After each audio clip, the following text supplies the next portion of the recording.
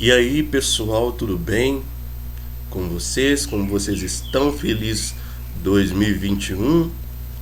Nosso ano letivo ainda está em vigor, mas estamos no finalzinho e nós vamos tratar hoje sobre o PET avaliativo.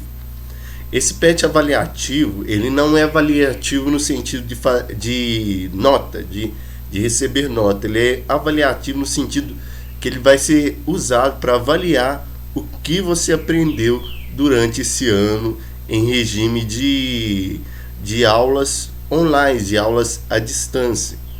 Por isso que ele se chama PET avaliativo. E lá no finalzinho dele, aqui, ó, vai estar aqui para você mesmo selecionar e avaliar o quanto você aprendeu sobre cada matéria tratada aqui nesse ano de 2020 e início de 2021. Então é assim que vai funcionar esse PET avaliativo. Como os demais PETs, ele não vai valer nota. A nota que ele pode valer, a nota, vai ser de participação, que vai contar se você fez, se você entregou. É isso que é o mais importante, é a participação. Que a gente usava na escola como nota de participação, é isso que vai funcionar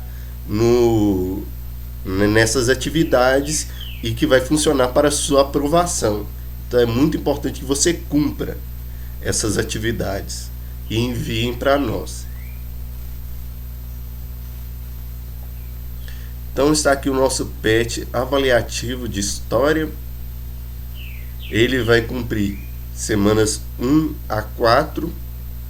Em geral ele vai ser feito em 4 semanas. E vai pegar as mais diversas temáticas que foi tratada todo esse ano, as habilidades, as mais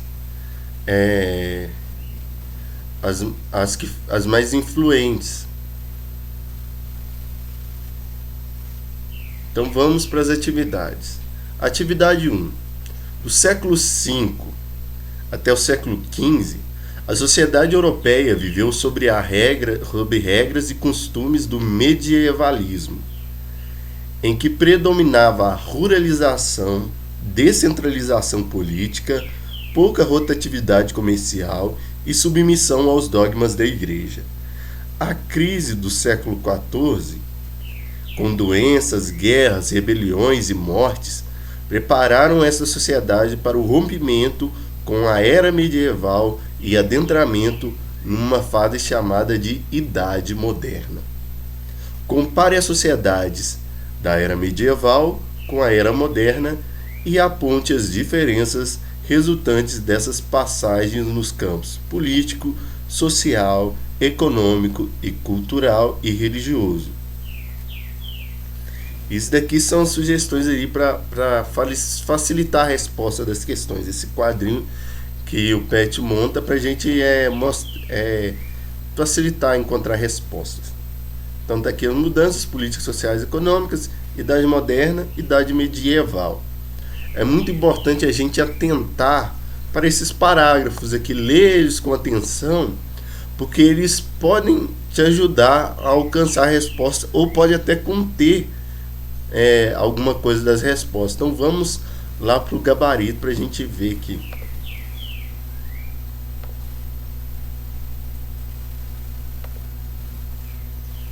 Então, mudanças políticas. Idade moderna.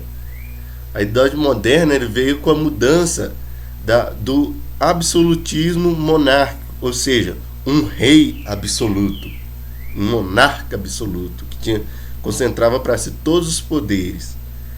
Idade medieval, descentralização política. Já com o enunciado a gente entende isso. Que ele já chega falando aqui, predominava a descentralização política. Social, Idade Moderna, urbanização. A gente for olhar lá, pensar sobre a Idade Moderna, o povo vai começar a ir para as cidades, para os locais urbanos. É importante aqui destacar que eu deixei no grupo para vocês, onde vocês podem consultar essas respostas. Aqui, ó, você consulta as respostas a respeito desse tema lá no PET 1 e o PET 2. Eles que vão te ajudar, vão te guiar. Você vai encontrar ali o conhecimento que vai trazer essas respostas. Idade medieval vai predominar o quê? A ruralização. Também a gente encontra aqui, ó, ruralização. Na Idade Medieval, a sociedade era rural, vivia nas fazendas, nos feudos. Economia, mercantilismo, é um mercado, burguesia fica bem poderosa e tudo vai começar a girar em torno da compra e venda, do mercado, do acúmulo do ouro, de metais preciosos e de alcançar poder através do mercado, da compra e da venda. Na Idade Medieval, pouca rotatividade comercial. Então, o comércio na Idade Medieval era bem pequeno, era bem fraco, era bem pequeno, pouca rotatividade comercial. Está aqui também. Religiosas.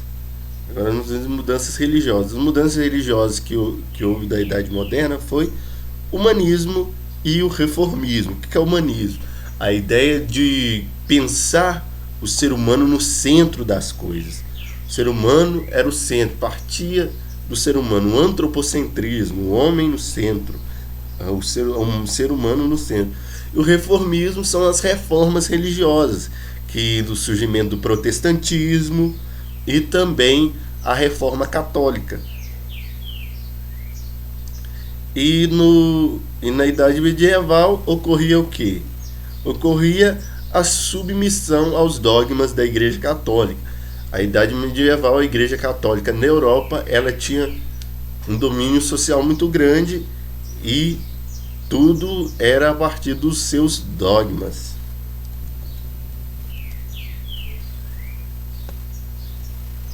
Então vamos ver na questão número 2. A questão número 2 a gente vai ver, encontrar sobre esse tema lá no PET 2 e no PET 3. No final do PET 2 e mais ou menos no princípio do PET 3, no meio do PET 3. A transformação das formas de governo nas nações europeias na Idade Moderna centralizou o poder na figura de um soberano absoluto, associado à necessidade crescente de acumular ouro e prata para suprir a demanda da sociedade comercial cada vez mais poderosa. Isso fez com que grandes sociedades se lançassem ao desconhecido mar, rompendo com os temores medievais e conquistando novas terras, o que favoreceu o pioneirismo de Portugal e Espanha nas grandes navegações da expansão marítima europeia. Então, nessa atividade 2 aqui, nós estamos aqui falando sobre as grandes navegações e como os países ibéricos, que é Portugal e Espanha, que ficam na Península Ibérica, eles foram os pioneiros, eles foram os primeiros, chegaram lá dominando tudo, na África, na Ásia e na América, encontrando e dominando territórios da América. Então vamos ver por que eles foram os pioneiros. Foram as primeiras nações europeias a se centralizar politicamente, formando um Estado nacional. Então, um dos pontos importantíssimos para ocorrer essa centralização, essa expansão marítima, foi a centralização. Nessa época, os demais países, eles eram divididos em vários reinos, em muitos reinos, principalmente a Itália. A Itália, cada cidade era soberana, Gênova, Veneza. Então era dividido, o poder político era dividido em vários reinos pequenos. Já essas nações, Portugal e a Espanha, elas foram a primeira a conseguir se centralizar, a organizar o poder político na mão de um reino só, formando ali um Estado nacional. Esse Estado passou a ser controlado por um monarca absoluto, que alinhou seus interesses políticos com os interesses econômicos da burguesia, a qual buscava rotas comerciais para expandir o seu mercado. Então esse Estado ele começou a ser controlado por um monarca, por um rei absoluto. E para o surgimento desse rei absoluto, foi imprescindível a aliança com uma classe que se fortaleceu grandemente, foi crescendo em meio ao período medieval e se fortaleceu muito, que foi a burguesia. Eram comerciantes, banqueiros. Então esses comerciantes tinham interesses econômicos de expandir, que o seu mercado alcançasse mais espaço, que eles pudessem alcançar lugares onde poderiam achar matéria-prima para sua produção e mercado sem precisar de submeter tanto às rotas, porque as rotas conhecidas já eram dominadas. Então eles ofereceram ali apoio a esse monarca absoluto para ele ter mais poder político, em troca ali do apoio desse monarca ao comércio. E daí surgiu essa expansão, essa necessidade de expansão. E o meio encontrado para a expansão foi o comércio além do mar, porque as rotas em terras para o lugar onde o comércio era bom, que eram as Índias, que era tal, já eram dominados.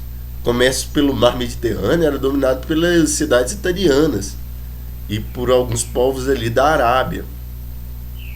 Os povos muçulmanos, perdão. Povos muçulmanos. E por terra também era dominado ali por muçulmanos. Então não tinha muito alcance. Eles tinham que ir lá pagar tributo para poder chegar à região das Índias. Então eles buscaram uma rota, uma nova rota pelo mar.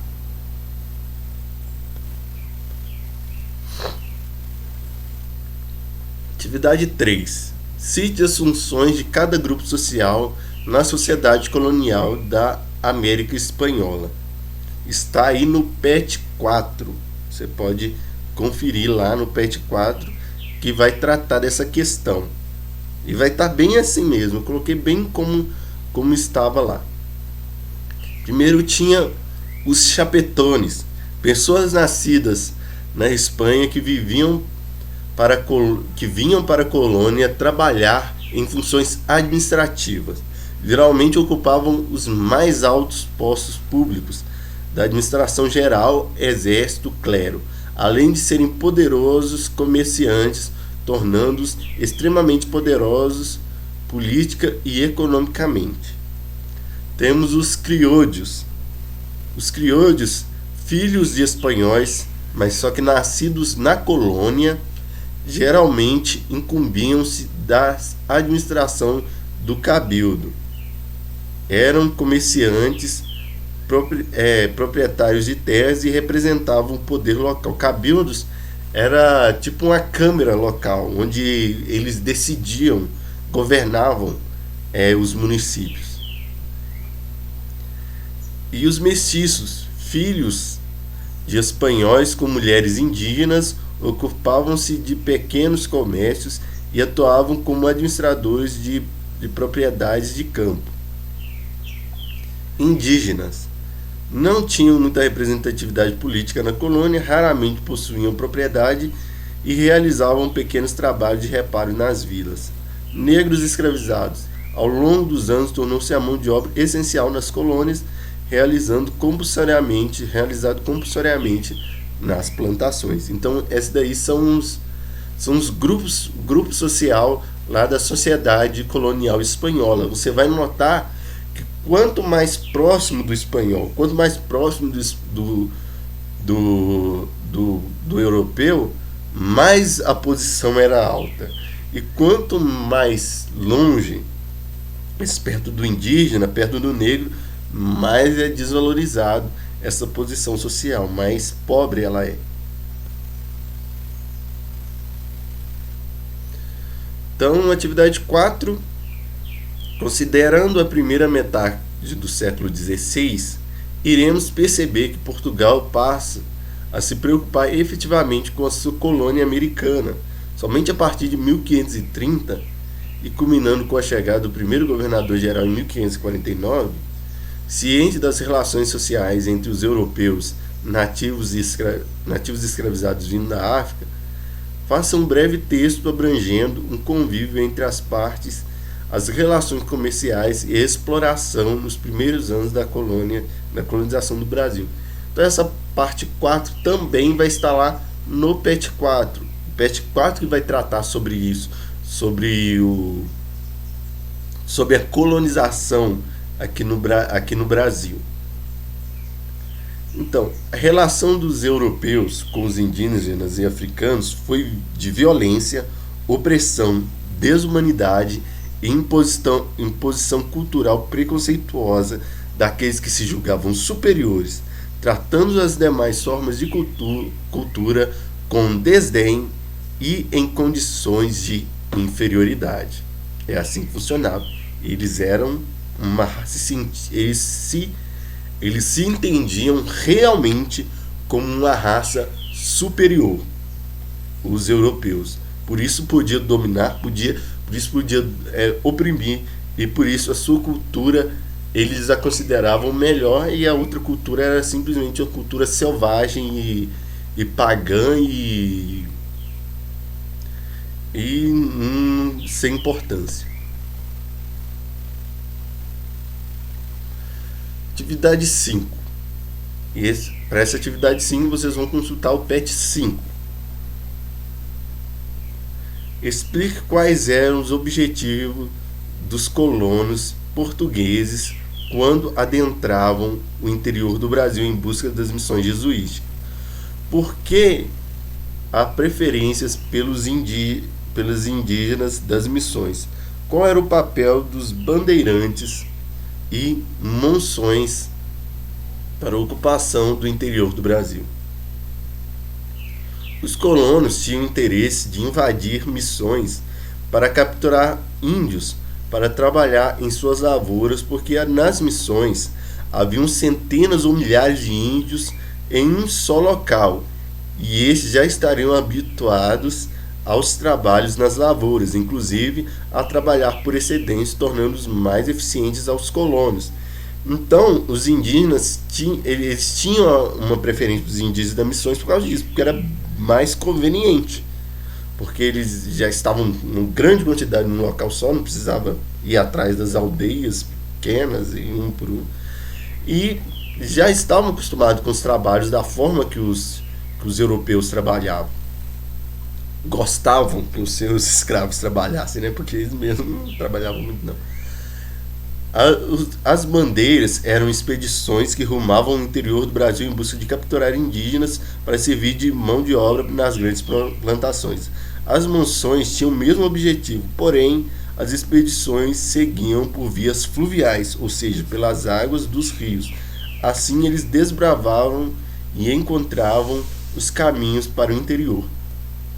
Então esses bandeirantes e as monções, eles tinham o mesmo objetivo: ir lá e capturar indígenas para trabalhar e também ir atrás de metais preciosos, caso conseguisse encontrar. Principalmente mais para frente, isso daí vai ser o principal objetivo ali. E as monções faziam a mesma coisa que as bandeiras, mas só que ia pelos rios. E assim eles foram conhecendo e desbravando o interior do Brasil, e fundando lá vilas, cidades, acampamentos. 6. Agora esses 6 você vai encontrar no PET 6 e principalmente no PET 7. Explique as formas de resistências praticadas pelos escravizados contra o sistema no Brasil colônia. Então vamos ver as características. Primeiro, fugas. Os escravos escapavam dos lugares de opressão e se embrenhavam nas matas. Daí é um dos mais, sim, óbvio. Criação de quilombos. Escravos fugidos se uniam e formavam sociedades que resistiam à escravidão e abrigavam outros fugitivos e pessoas livres da margem da sociedade.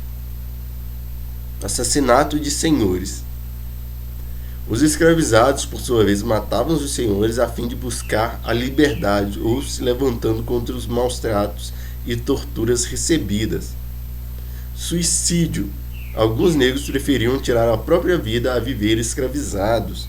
E isso daí era um grave golpe à economia do seu senhor. Revolta. Os negros se organizavam em levantes e reagiam à situação desumana que era imposta. Então nós aprendemos aqui que a situação dos negros, eles não eram submissos de maneira nenhuma. Eles surgiam, eles criaram os quilombos, que era a melhor forma ali de fugir da escravidão era através dos quilombos. Eles se levantavam contra os seus senhores, contra os seus feitores. Eles algumas vezes tiravam a própria vida porque eles não aceitavam viver nessa situação de escravizado e faziam diversas revoltas também a fim de contra tudo isso que acontecia, porque eles não aceitavam, porque ninguém nasce escravo. Então é isso aí.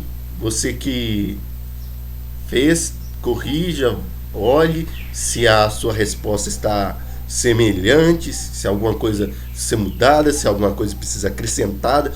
Qualquer coisa pode entrar em contato comigo, pode ser pelo privado, nos horários lá na terça-feira. Pode entrar em contato que eu vou estar disposto a responder as suas dúvidas, suas questões, a corrigir junto com vocês. Eu estou aqui disponível para isso. Então, beleza? Falou, até a próxima.